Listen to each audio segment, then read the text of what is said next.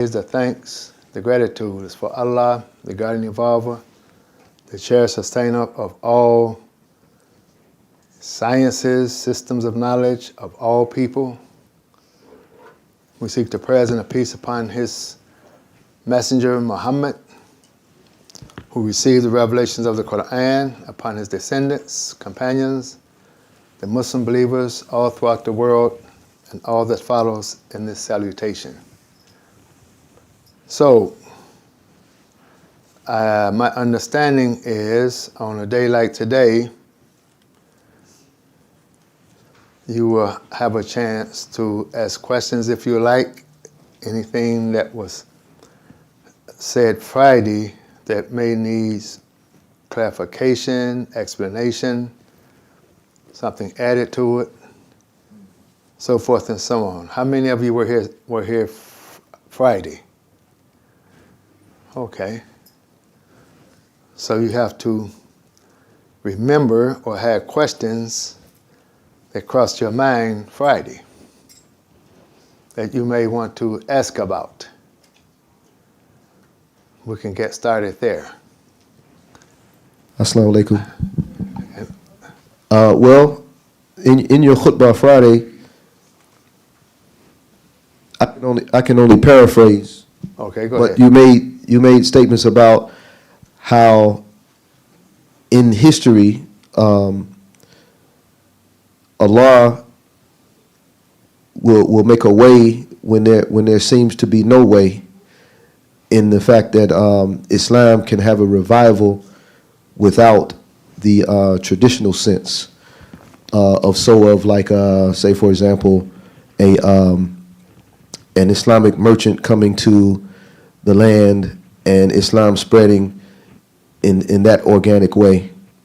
But in America has a unique way in which Islam sparked and the way Islam spread. Now in your khutbah you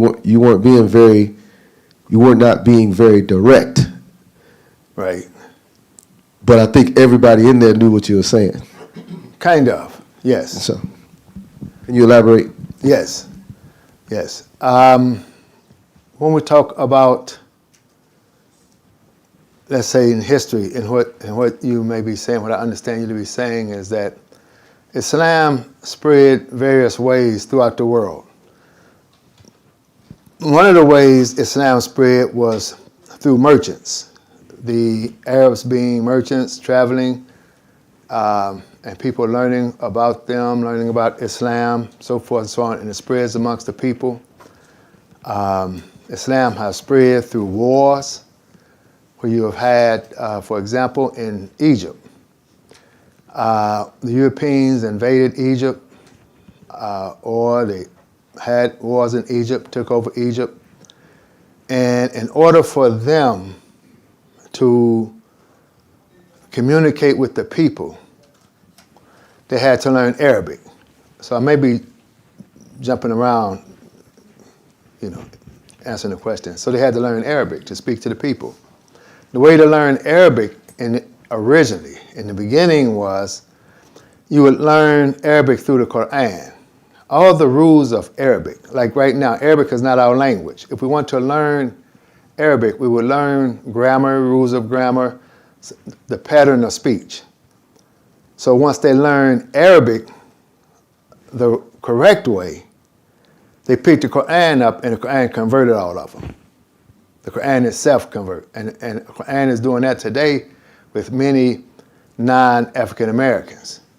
They go to college, they take a class, an Arabic class, they learn Arabic, they pick the Quran up and the Quran converts them. There's a lot of them. You may not recognize them and see them. They're almost the opposite of us. They have Muslim names, but they go by their American name. So one may say, my name is Karen, but they call me Khadija in the mosque, but they call me Karen in the street. We propagate our names. We accepted Islam. My name is Salim in the mosque and on the street. So they address modestly, the women will, but you can't tell because their modest dress blends in with the modest American dress. But there's a lot of them. We just don't know it. And they're not propagating themselves. They're not building mosques and telling the world I'm a Muslim. So we have a large group in America like that, American people. Now with us, that's not the case. Yes, a merchant did come, Fard Muhammad. We could say he was a merchant. But in my talk, I was showing how he came along. Now the verse speaks about the inheritor, those who inherit the scripture. That can be from the prophets to other great men. We call them mujaddis, reformers, so forth and so on. That has occurred throughout the history of Islam. So it didn't happen just one time. It happens over and over. With our experience, we have the experience with Fard Muhammad coming. And he came in a very mysterious way that today most Muslims want to reject him, write him out of the history, don't associate with him because out of the mystery that's involved and the method that he used, which on the surface, no other Muslim people, no other Muslim country will claim the things that he was teaching us. It's not traditional. But if you look beneath the surface, he's the master. That's why we call him Master Fard. When you learn how to read the Quran and see how he took the Quran and created his own traditions and customs based on the Quran, but can't be recognized by anyone else as following the Sunnah of Muhammad or following the Quran. Most people can't see it. But it worked. More so than anyone else trying to present al-Islam to the African American. Now you can't just go back in that period of 1930 and stop there. You have to go from 1930 to right now. Okay, now, so here is the idea. The idea. Here are people that are suffering. They're suffering from slavery, the effects of slavery, especially the psychological effects of slavery. They're suffering. They've lost identity. They don't know who they are. They have no traditions. They have no families. Someone on the outside come to America, something is wrong with these people. These people have a problem. A friend of mine, he comes from Ghana. When you get off the plane, look at me. When I get off the plane in Ghana, everybody's black. Nobody's like me. I don't see me anywhere. I see black people. And I have never seen so many black people in one place except two places. When I go to the Pistons game and the game let out and everybody come out at the same time, I see a lot of people. When I was in New York and I come down the steps, have you been to New York? I go down the steps to the subway, look, I see like people coming from the Pistons game. And on the street, 125th Street, all black people. And this, to my mind, Detroit's not like that. To my mind, I'm wondering, and they're walking fast. You have to understand when it hits you. And I'm wondering, is there a cell, blue light cell somewhere? I mean, what are we missing? And I'm wondering, where are they going? But they're going somewhere. So when I get to Ghana, it's like that. It's black people everywhere. So a friend of mine comes from there. Now imagine, that's where he grew up. He gets to New York.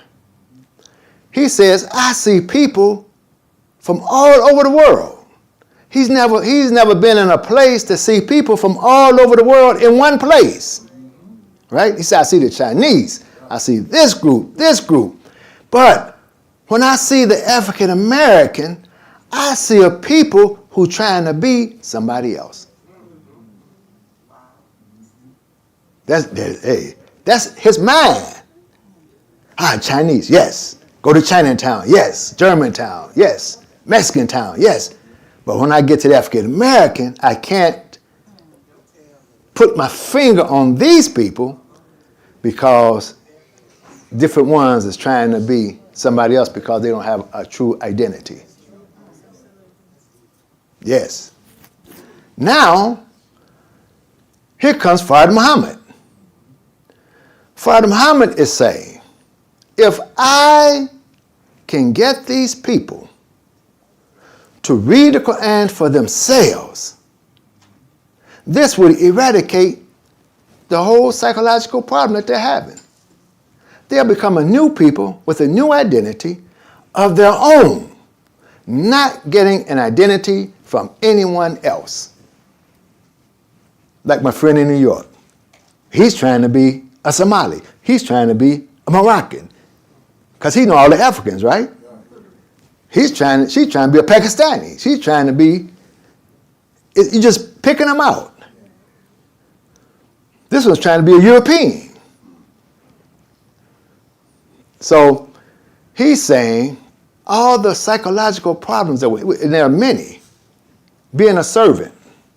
I was talking to my class today, being a servant. We don't like being a servant because of the psychological damage servitude did to us. So we don't even like the word slave.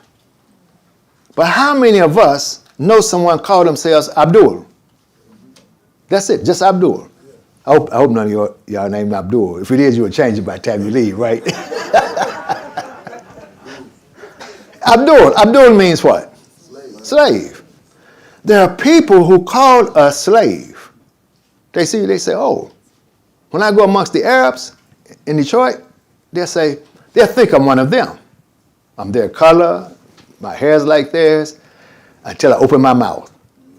They say, he's an Abid. He's a slave. He's not one of us.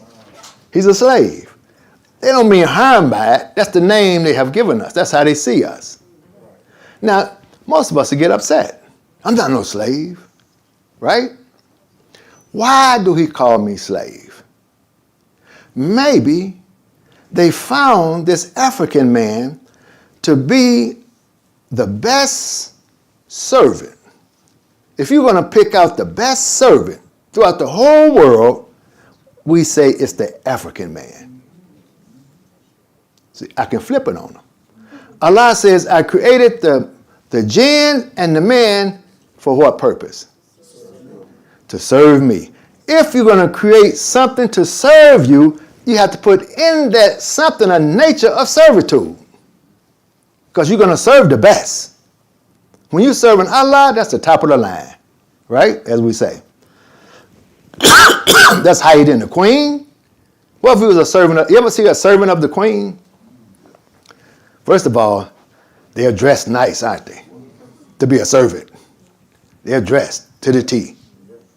Yes. And they have good manners, like Jeffrey. Y'all know Jeffrey? Look, Jeffrey is a servant. He's the servant in the house, but he's the most educated one in the house, isn't he? He's the cleanest one in the house. He's cleaner than Phil. That's Jeffrey.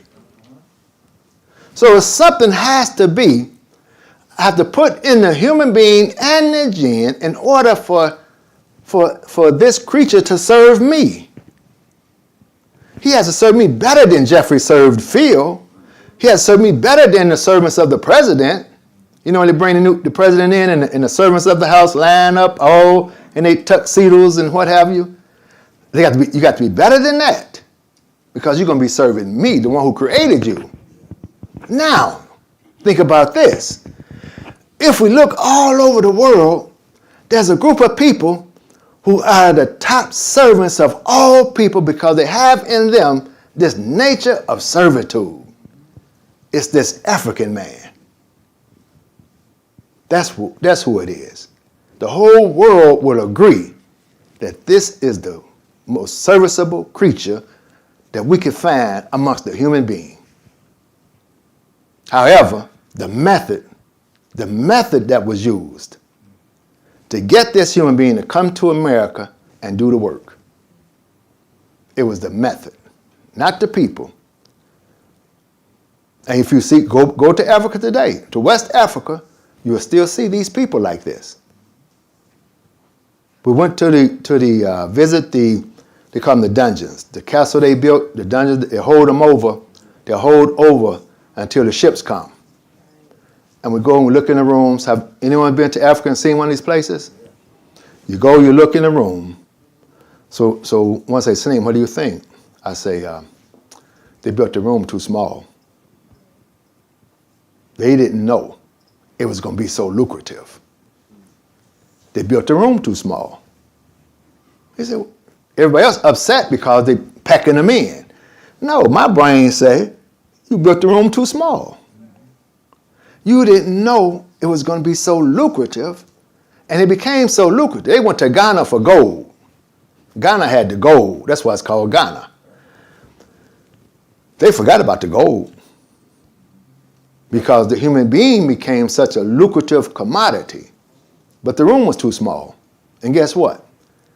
The ship was too small. So I had to pack him in on the ships.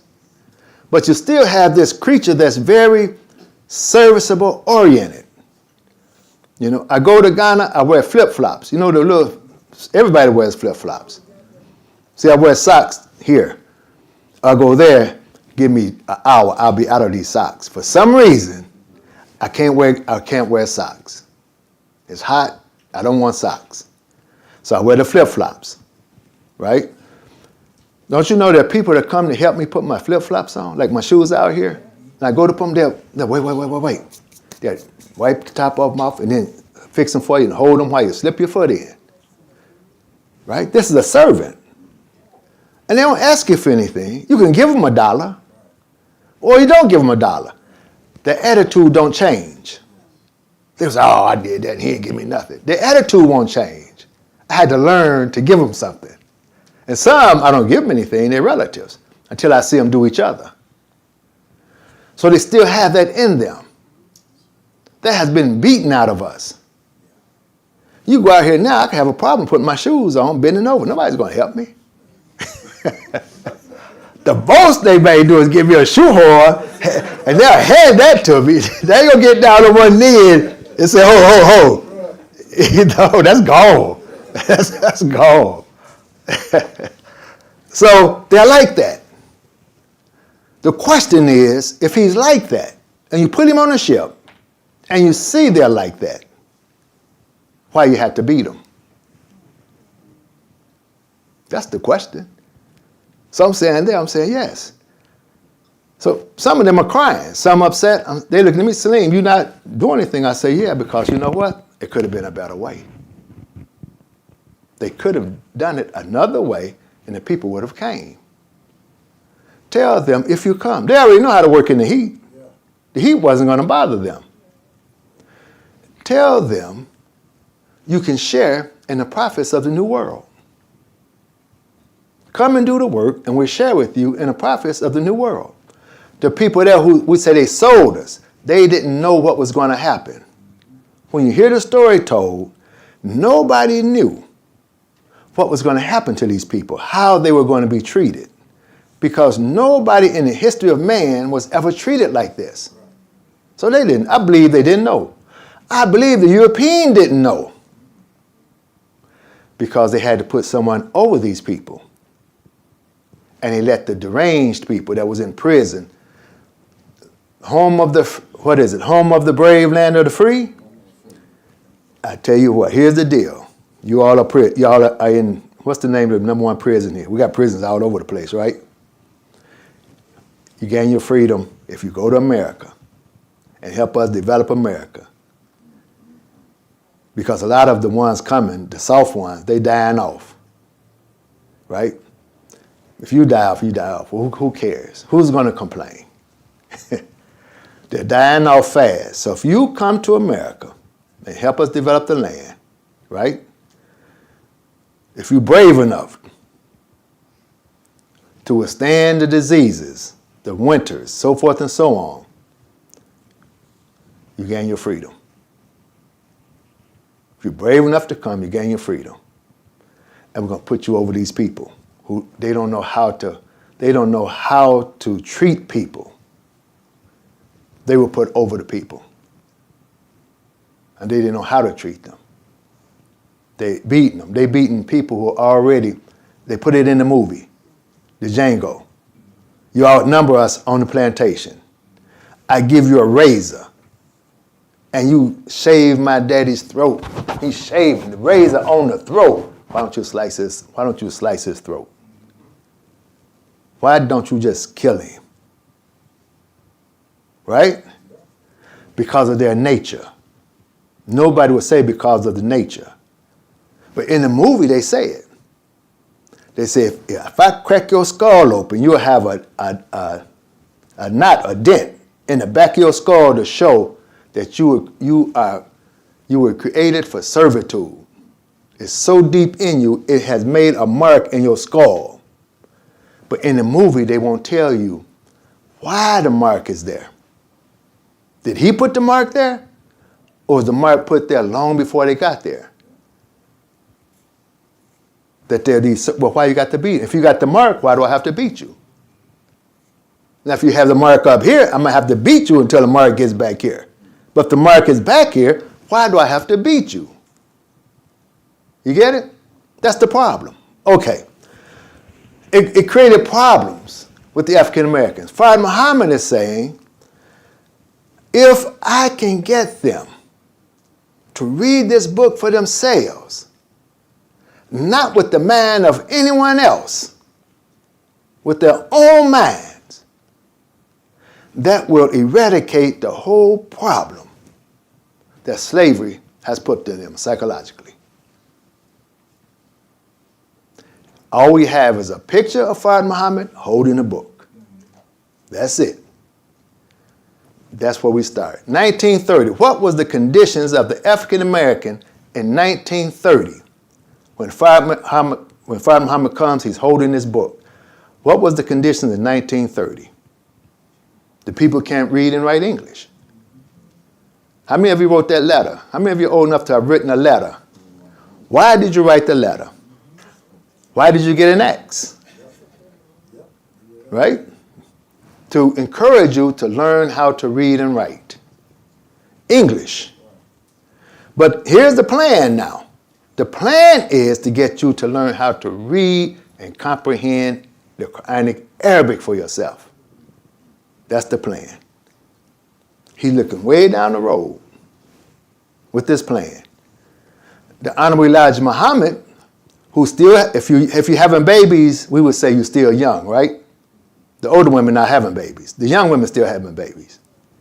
Up until a certain age, you stop having babies. The Honorable Elijah Muhammad still having babies. So he's young. Fard Muhammad is saying to the Honorable Elijah Muhammad, you are young, but you're too old for this mission. You're not going to be the one to read the Quran. You're too old, but you're young, but you're still too old. He's looking far down the road of the one who's not even born yet. We have to find someone who's not born yet in order to reach the goal. This is our history, isn't it? That's right. Yes. And we have a sign in our history. What's the sign? There you go. Put the name behind the door. Y'all let me know when my time is up. I'm answering his question. Yes. Put the name behind the door. Right? This is our history. But it sounds like a mythology. But it's not a mythology. Part of it you could argue, but it's our history. And here's the thing. Put them in the temple and let nobody touch them. Nobody can come in amongst these people and have any influence on them when it comes to religion. We're going to, whatever concept, whatever idea, whatever they have of religion, we're going to get rid of it. This is the scheme, isn't it?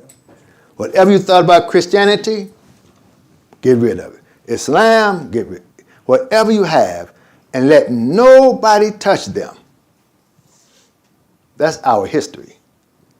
And we know no one could come in amongst us. Right? There's a lot behind it.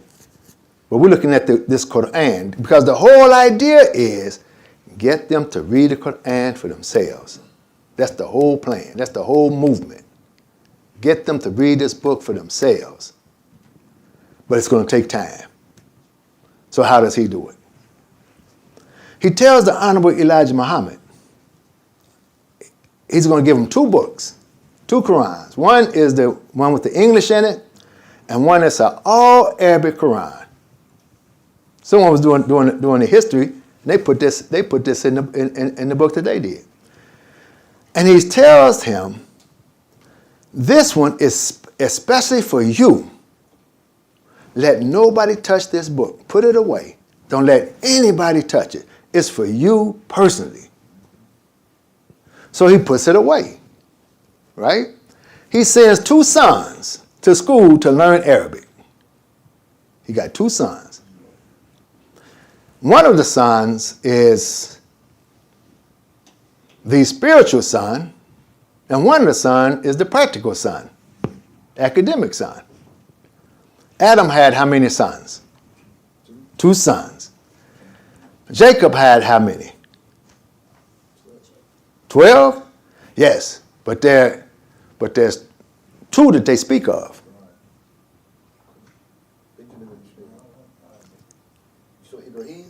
Joseph. And who's his brother? Benjamin. You know what Benjamin means?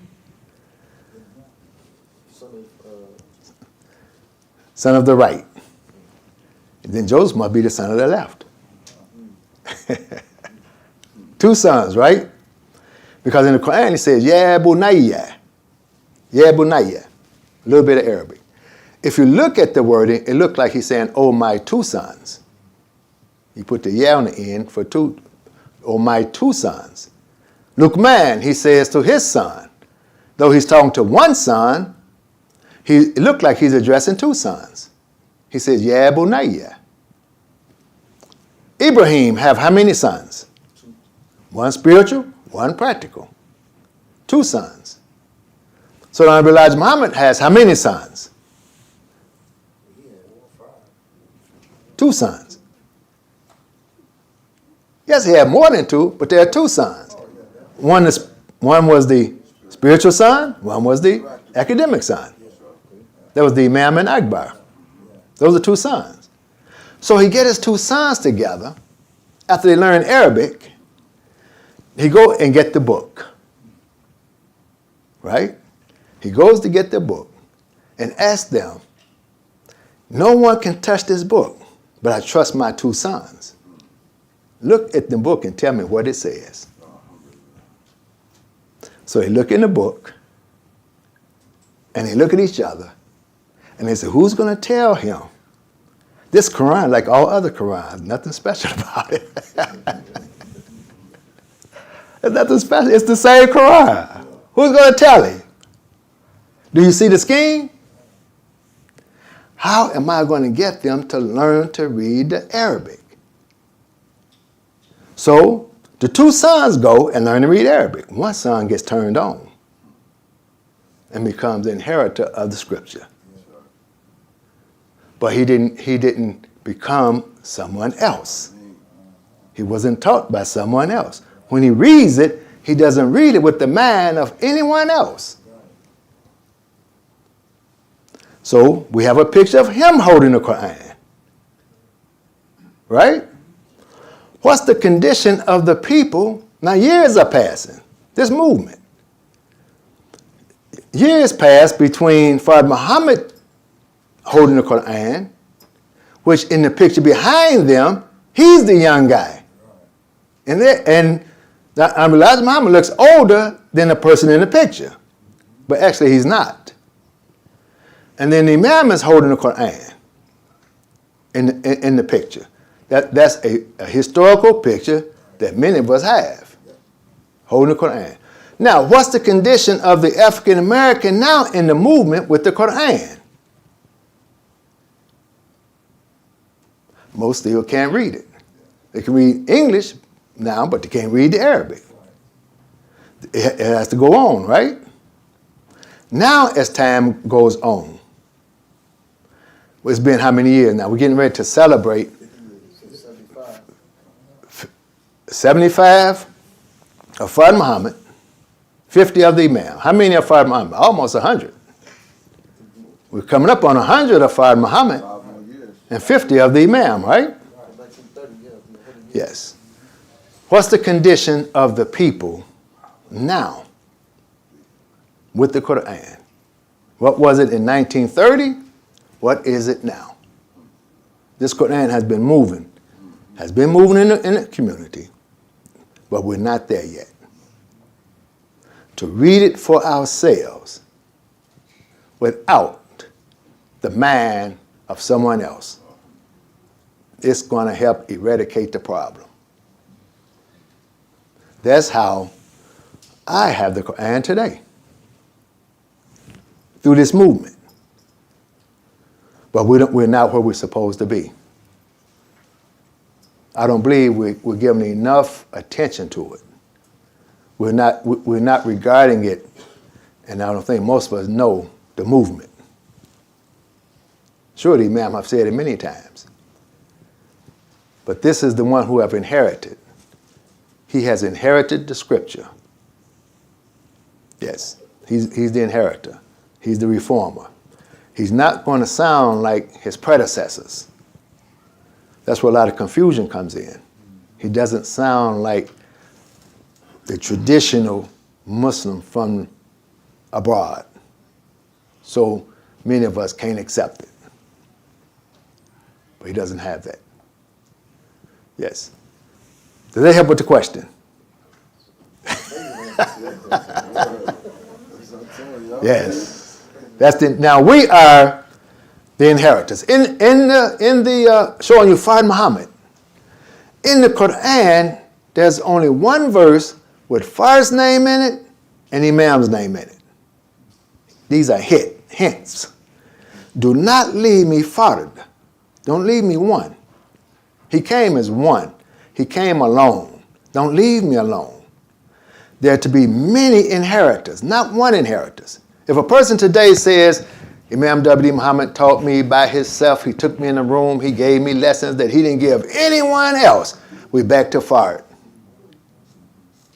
But if he says, we're all going to be on a hookup, I'm going to teach everybody, Ramadan sessions, every weekend, I'm going to teach and teach, I'm going to make it rain.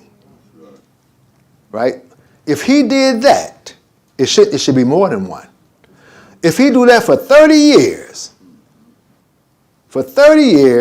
he teach for 30 years open, then it has to be more like him, not one. If only one end up like him, I would say he's not a good teacher. If you teach a person for 30 years, a group for 30 years, and out of 30 years, only one of them pass, they're not going to say it's the people. They're going to say it's you. Something is wrong. You don't have a good method because you had 30 years with them. And only one saying, I'm the one that he taught. I'm the one that got it. Nobody else got it. Because I was right there in the house, right there with him. No, that's not true. There's many. And there's going to be many. Yes. Imam, in your khutbah, you mentioned Jesus alayhi salam, but in a symbolic way. Okay, go ahead. Prophet Jesus, you mentioned him in a symbolic way, like as far as one being born with no father. And I was trying to understand it the way you explained it in the khutbah, as in a way of one who was not taught. We know about Jesus alayhi salam. In his birth, he is a prophet that was taught by Allah alone, and he wasn't taught by the rabbis or in school. Right.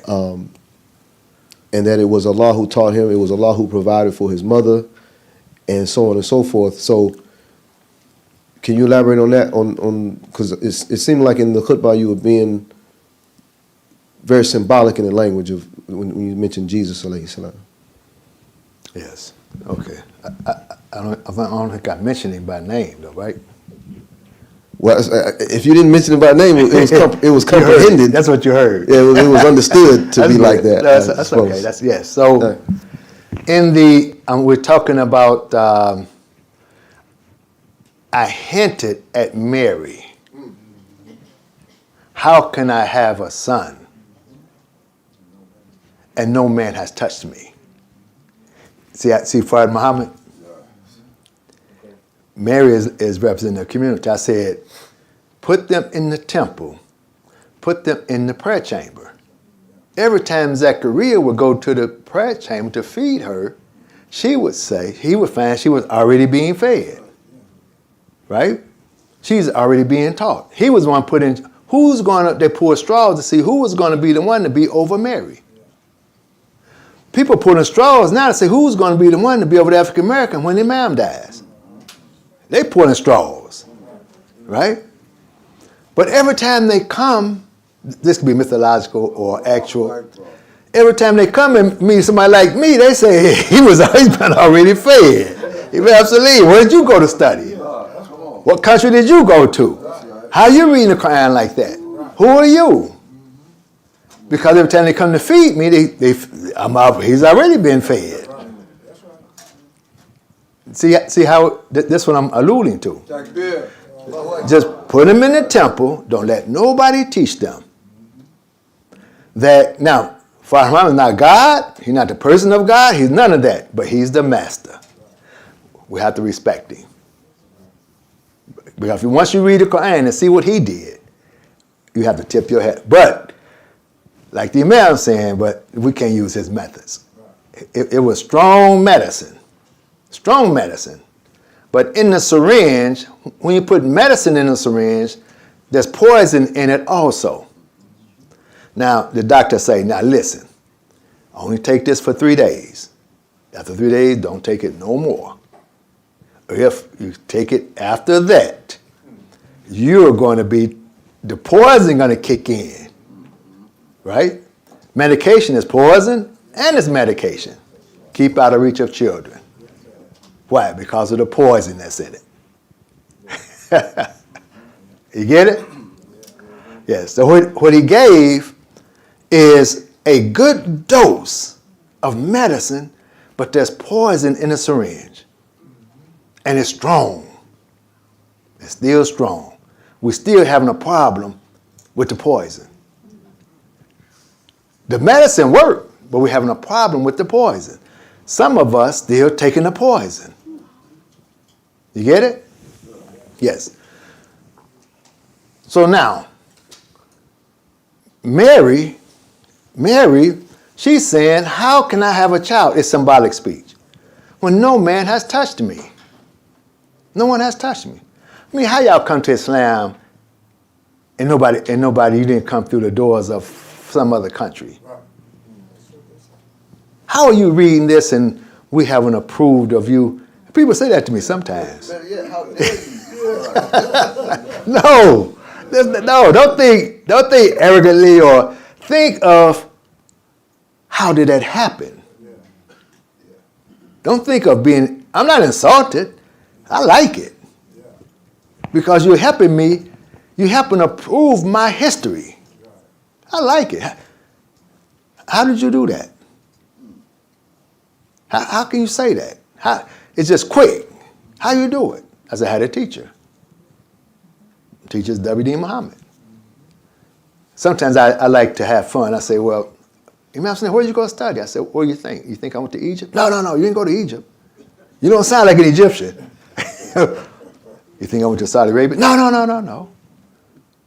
You think I went to an African country? West Africa? No. That's what I'm asking you. Where did you go? So I didn't go anywhere. I had a teacher, but I didn't go anywhere. My teacher said, read it for yourself. Look and see what I say, what they say. You have something to say. I didn't go anywhere. I don't speak Arabic fluently. I could if I wanted to. Or if I had wanted to. I don't even want to. Now I'm too old for that. But this is, we could say, now, let me say this. This is why I have to have my notes, because my mind will go all over the place.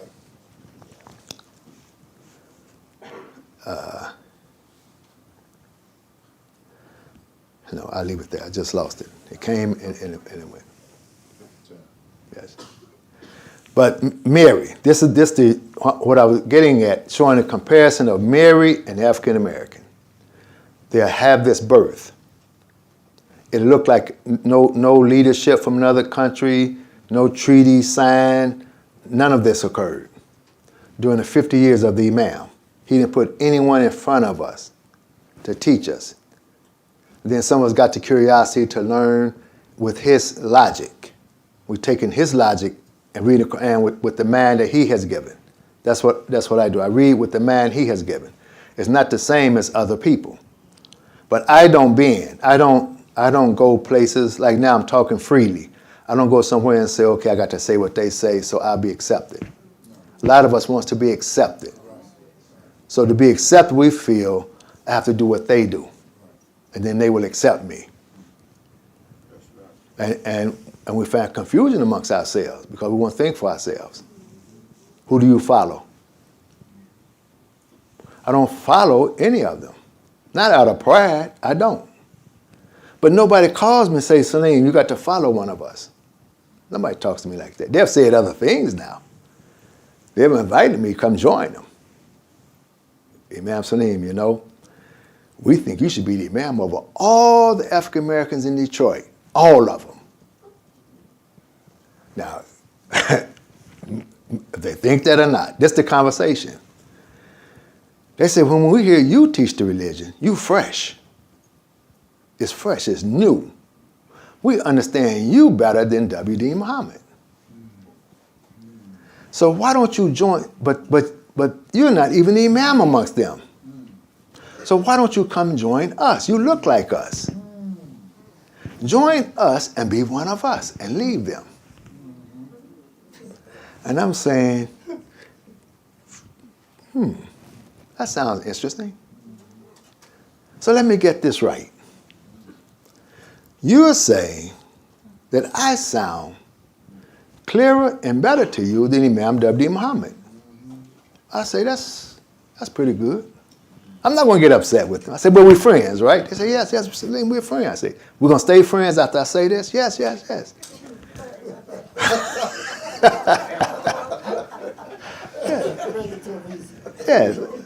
I said, do you know the story of Abu Lahab? Who knows the story of Abu Lahab? His wife, the wife of Abu Lahab, became furious when that surah was revealed. She set out, she's going to kill the prophet for what he said about her husband. She's going to kill him. This is the folklore of the story, right? So she come upon him and Abu Bakr were sitting together. And she did not see him. For some reason, Allah caused her not to see him. She was furious. And she asked Abu Bakr, where's your friend? I heard what he said about my husband. I'm going to kill him. Right? But Allah caused her at that moment not to see him. I said, maybe Allah caused you all not to see W.D. Muhammad and you see me. That's all I said. Maybe Allah caused you not to see him and you see me. But he's the one that you want to kill. That's right. Wow.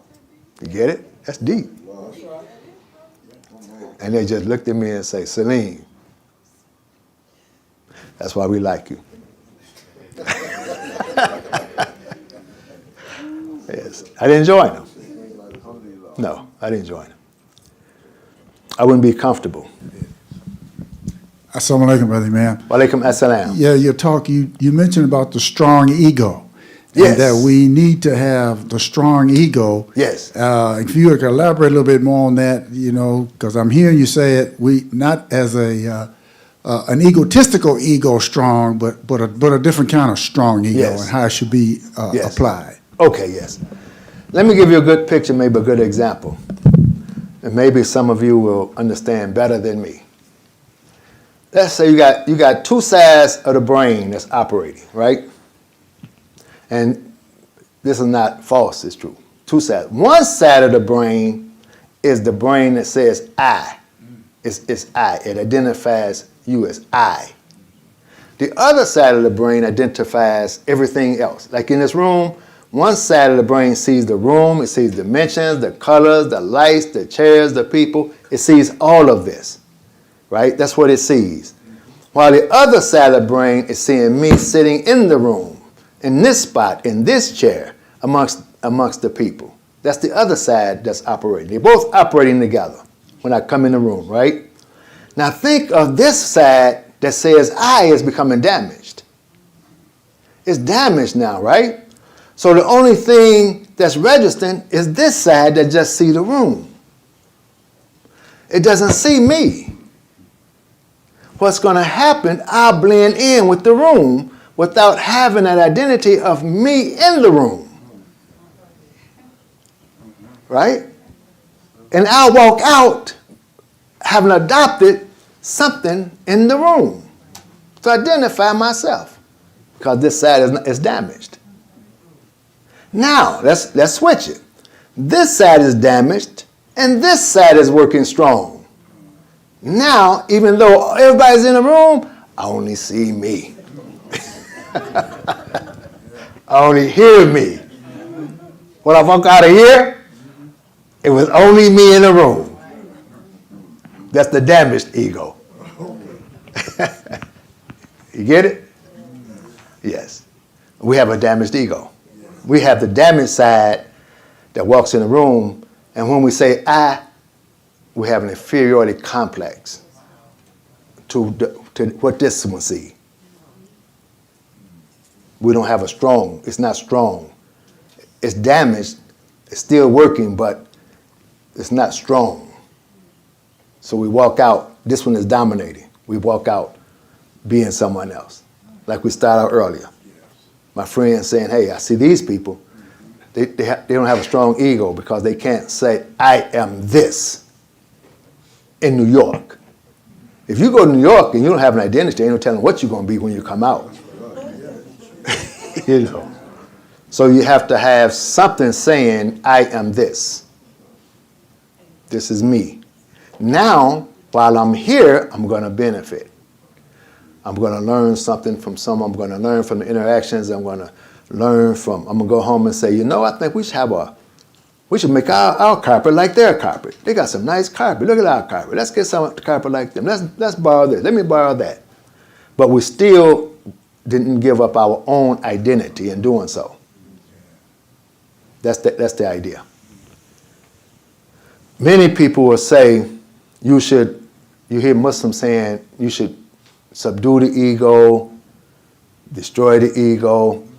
The language is when you, in your spiritual development, when they saying you should die that you may live, right? You don't want to kill the soul. That's yourself. Don't kill the soul. But the soul has been influenced by the environment, things in the environment. When they're talking, they say you want to give up your will. Give up your will for the will of Allah. That's the highest achievement. That's what they're trying to express. When you give up your will for the will of Allah, what Allah wills, then in the Quran it says, then the question will be asked, when you threw the sand, they were in the battle, they threw the sand, right? They say, was it you that threw the sand or did we throw the sand? You get it? Whatever you do, is it your hand that did it? Did you do that with your hand or did we do it? That's when your will has become the will of Allah. Then as though when you're seeing with the eyes of Allah. When you grasp, you're grasping with the hands of Allah. No, you're not Allah, but you're doing the will of Allah. That's the idea of subduing your own ego.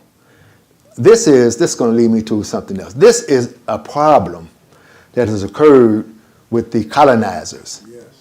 The colonizers have this idea. This is true. And this is why we can't follow other people, because they have been influenced too by the colonizer. We, like I said, we had the greatest struggle. We had to give up everything. When I go to Africa, I'm saying, you know what? You all didn't give, they let y'all keep your rituals. Now they had to give up something, but they didn't have to give up the ritual. They didn't have to give up their name. You got your name, you still know your family, but you're missing something. You can't, and this is what they're missing throughout the Muslim world. The colonizer says, this is what we're going to do. At one time in the history, Muslims would depend upon the Quran to be inspired by it. We're talking about inspiration now. It's not the individual, it's the group. All of us can be inspired by revelation.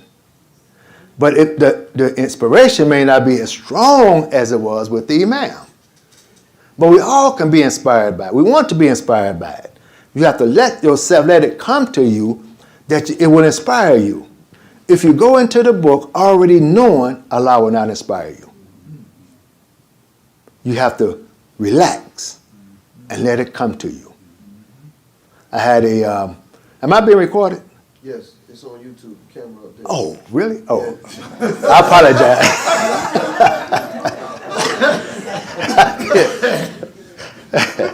I was looking for the camera. At Juba, the camera was in front of me. Okay, all right, okay. I can't tell you this stuff. I'm glad you asked. Yeah. Listen, we can pause it. No pause. I can't tell. Look, Maybe after Talene. when you get to be a certain age, you know, you just say what you want to say, right? No, I can't hold that. I got the. No, because I don't want to. I'm not going to offend anyone, but I can't say it. But anyways, I'm gonna say it like this. A brother was attacking me, and I was attacking him back, but I was using the Quran. And we went on. So the Imam says to me, he said, look, he found out what was going on. He said, listen. He says, you can't do that. You cannot go in the Quran with this preconceived idea to find something to attack your brother with. He said, if you do it, Allah's not going to inspire you. And you want to be inspired. See, that's what you want to be inspired. So don't do that, or you won't get inspired. Yeah, that's heavy. Now I don't know what he told him.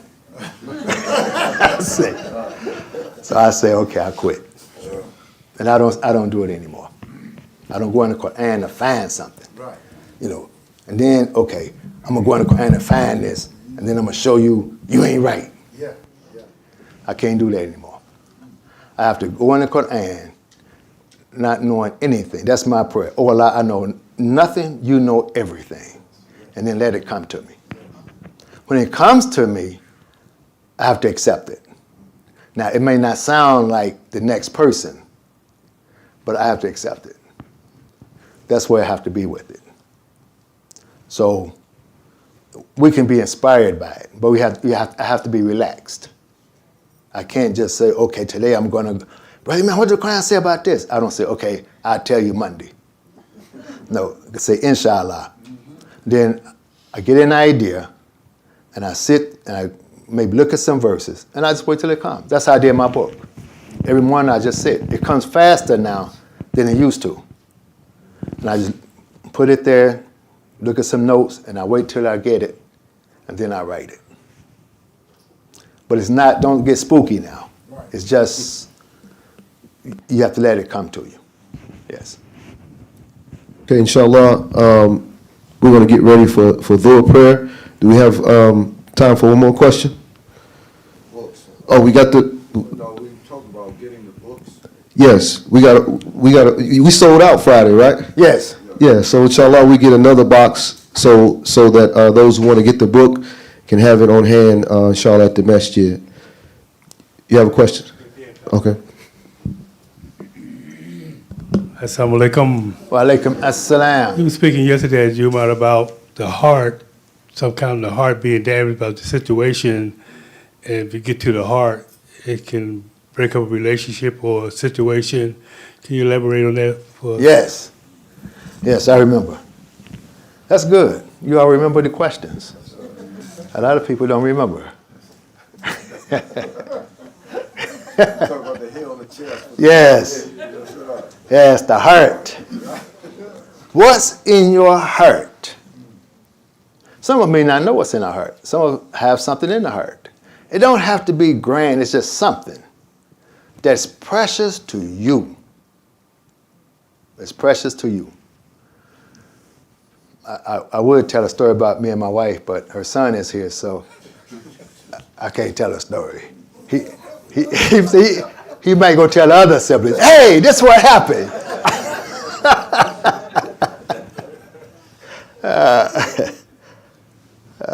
So I can't tell that story. You get old, you tell stories.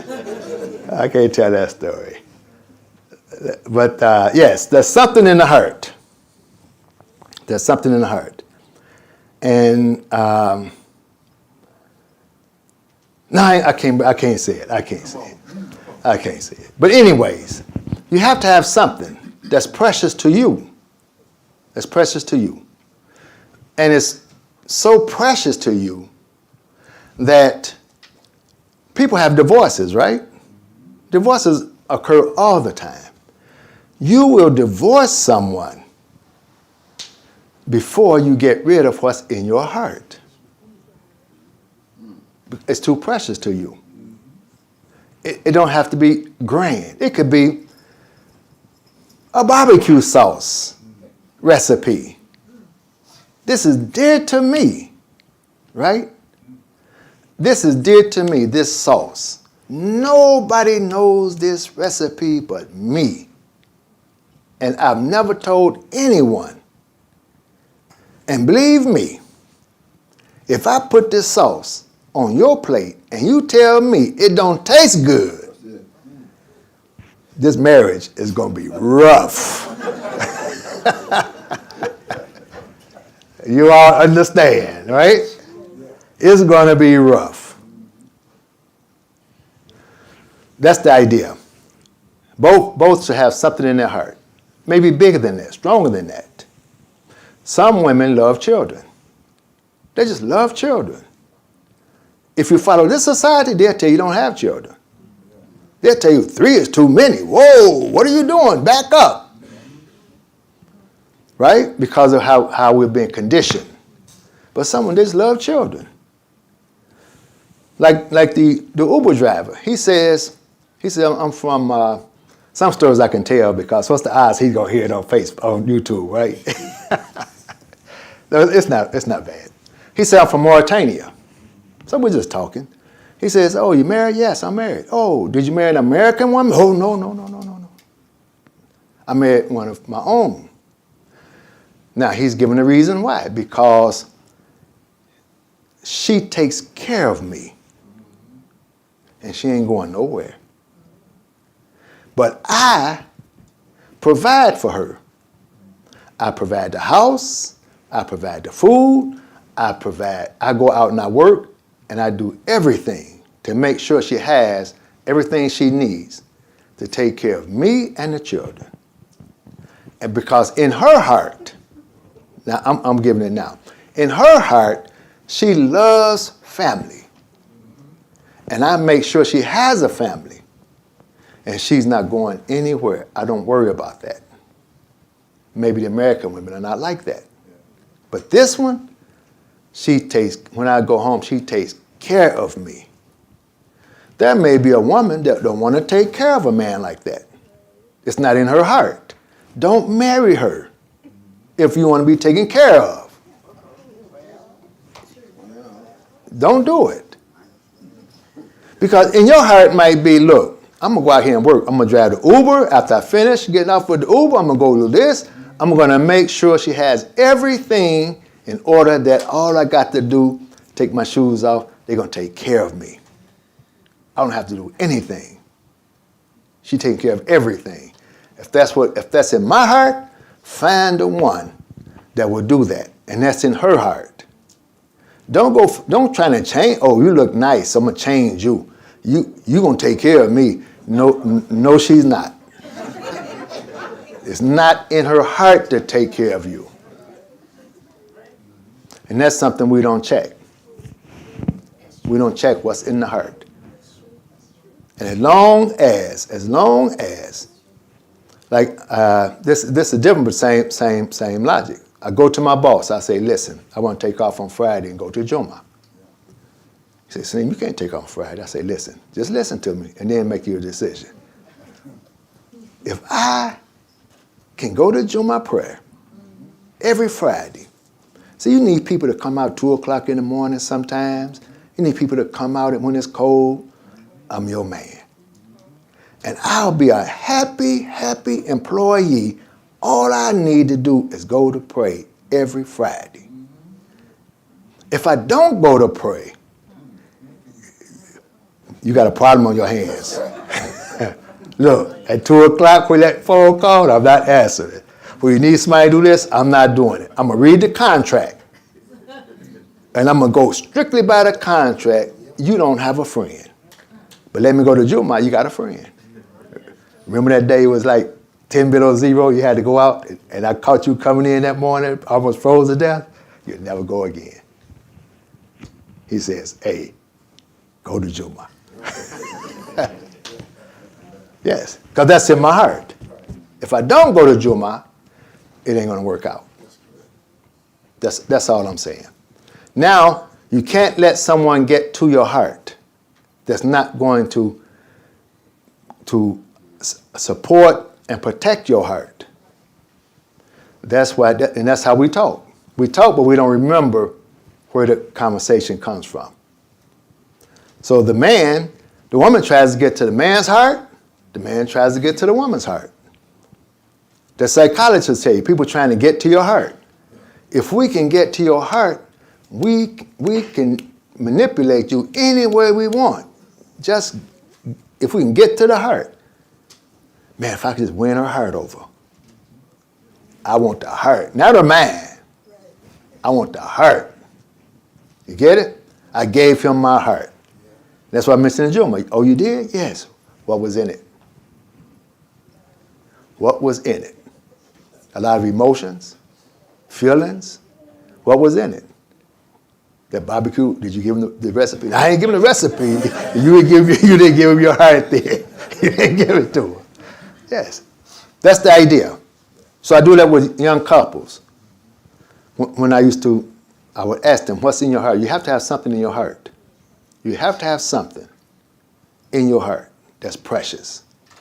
And you have something in your heart that's precious. And you will share it with no one else. Now, as we become people, we may have something in our heart we want to pass on to our children.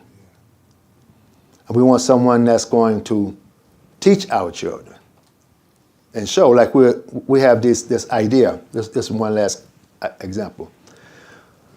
How many of you heard a Muslim woman can only marry a Muslim man, but a Muslim man can marry a non-Muslim woman?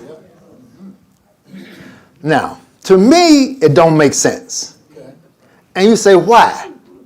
Because the man is the head of the house, which is questionable. We can take a survey right now on either side. And if you married, you ain't running the house.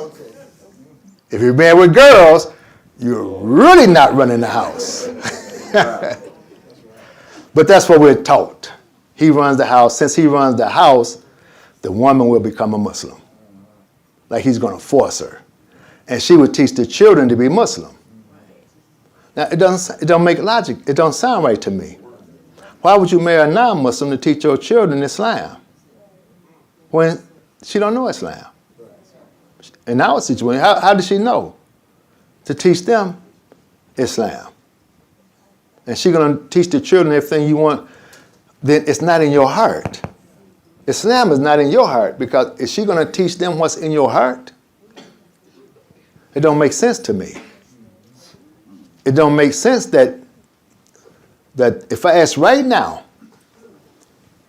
who does the house belong to?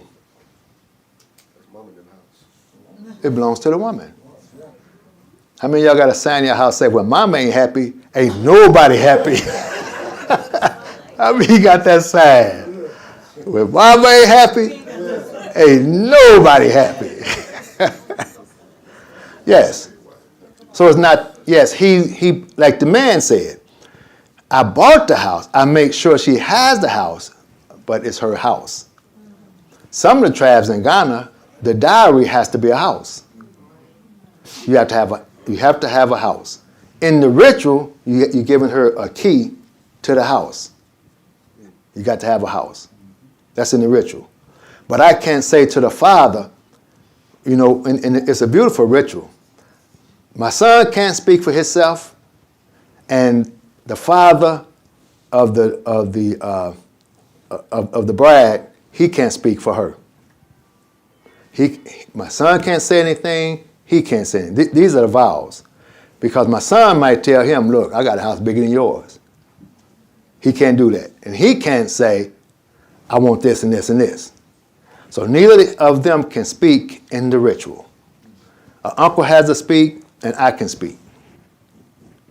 And they're going to ask, they're asking, what are you here for? We went to Ghana to have the wedding. They ask, what are you here for? And I get up. Now this the balance. You got to come like a man, but you can't boast. But you got to come like a man. That's how they tell you. So I stand up and I say, we've been gone for 400 years. Because I'm going to come like a man, right? I say, we've been gone for over 400 years. And to make it short, I give my little speech. I say, and we come back. Because these are all chiefs, because her father is the big chief. These are all chiefs, about 24 of them. They all uncles and whatever. I said, we come back for your most precious daughter. And he said, oh, yeah? So I sit down. The other one stand up and say, oh, yeah? Now, he going to talk like a man. He said, did you come empty-handed? What you bring? What you got? I got to stand back up. Tell him but I can't boast. I say, well, based upon the living standards of America, my son is ready to provide her with the good living standards according to the American standards of living. And just to show you, as a token, we're going to slaughter this sheep. They bring the live sheep in. We're going to slaughter the sheep. We put some money in the cola nuts. They're known for the nuts, the cola nuts. Put money on the cola nuts as a tray. This just to show you we're not playing around. You know? And you go through the whole ritual. At the end, this is all African ritual, according to their tribe. At the end, one of the uncles is going to put a thumbs up or a thumbs down. We can't say nothing, and the father can't say nothing. Okay, when we're coming in, because it's the chiefs, it's the big chief, so everybody in the area, the neighborhood, they all know. They all, Allahu Akbar, we're going to beat African drums. All African tradition. It's nice. You got to walk through little alleyways. When you put the thumbs up, the women can't be doing the vows. The women have to be outside. This is between men only. This is men. But he gives a thumbs. If he gives a thumbs up, you got to tell the women, thumbs up. And then the celebration starts. If thumbs down, no celebration. So he goes out, he gives a thumbs up. And guess what they do? They put on, after all the African tradition, they put on Marvin Gaye.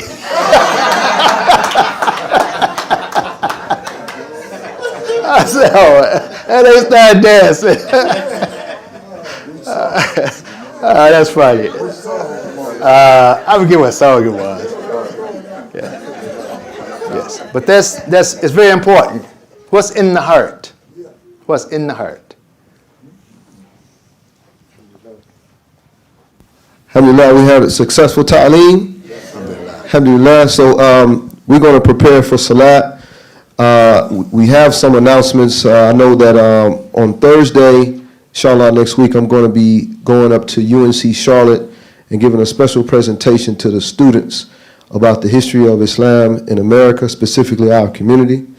So they invited me there to speak, and if any of y'all want to come and support, that'll be at 5:30 on Thursday, the 16th. On the 17th, we have Thomas Jefferson's Quran. That'll be, I'm getting my dates mixed up. 17th is the Thursday, 18th is Friday, okay? So on Friday, it'll be Thomas Jefferson's Quran presentation that Friday evening, 6 o'clock. We'll watch the video presentation and have a discussion. That's with the Charlotte Muslim Caucus as well. And then on Saturday, the masjid cleanup. So that'll be starting early, right? 9 o'clock in the morning, I believe? Okay? And we have a lot of other announcements, so you just stay tuned. We have our systems of announcing where you can make sure that you're up on our announcements. You want to follow us on the YouTube page. You want to follow us on the YouTube channel. You want to follow the Facebook page, and look out for texts and announcements and emails, inshallah. So if we will, we're gonna have the adhan called and prepare for Dhuhr prayer. We still have some refreshments back there. Am I missing something? Okay. We want to thank him. We want to definitely make sure that we thank Imam Salim Mu'min. You know, he traveled from a long distance away. You know, Detroit, right? Yes. Okay, Detroit. Alhamdulillah. So takbir, takbir, takbir. And so I'm very thankful for you to come and give us that khutbah and this ta'aleem. I can tell people are soaking that in, and so just so you remember, you can rewatch it. It's on YouTube, and I think that's how they was remembering the good questions to have from the Jummah. Okay. Rewatch it on YouTube. Let me have some good questions for the Imam. Alhamdulillah. So let's close out with Al-Fatiha, and then we'll get ready for Dhuhr prayer, inshallah. Bismillahir Rahmanir Rahim. Alhamdulillahi Rabbil Alameen. Ar-Rahmanir Rahim. Maliki Yawmiddin. إياك نعبد وإياك نستعين اهدنا الصراط المستقيم صراط الذين أنعمت عليهم غير المغضوب عليهم ولا الضالين آمين. السلام عليكم.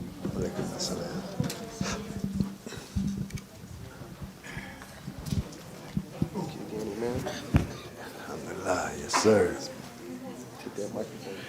Allahu Akbar, Allahu Akbar. Allahu Akbar, Allahu Akbar. Ashhadu an la ilaha illallah.